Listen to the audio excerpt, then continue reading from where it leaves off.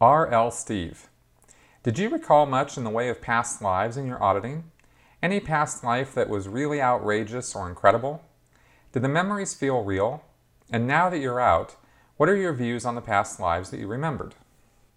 The subject of past life memories in Scientology are certainly one of the most interesting things about it. And I'm sure there's a lot of things that I could say about this, but I'm going to try to keep this kind of short and to the point.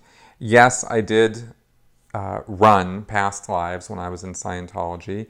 The degree of believability about what I was running was sometimes good and sometimes bad. Sometimes I felt like I was just making answers up just to satisfy the question that was being asked of me. Other times I thought I was actually recalling something that seemed kind of real.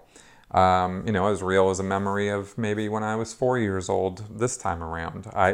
It's a little hard to say what is and isn't real when it comes to memories, especially given the studies on this and how unreliable our memories are. But when it was happening, I felt fairly confident that a lot of what I was remembering was real. But as far as do I believe everything that I can remember I remembered in Scientology? No, not really. No, not so much.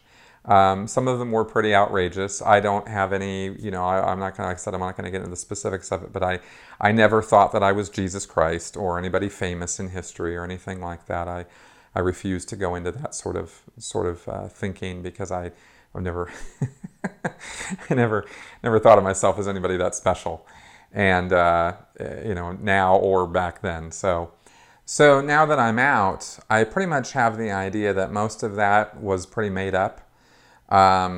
Just done in order to satisfy the questions that I was being asked. And I was in an environment where it was expected and agreed upon by everybody that, you would find these kind of answers, these past life answers to the questions. And there was really no other way sometimes to get out of the auditing and answer the question that was being asked than to come up with some past life answer. So, I look back at those conditions and the whole environment and the way the whole thing was set up, and I think, that was pretty.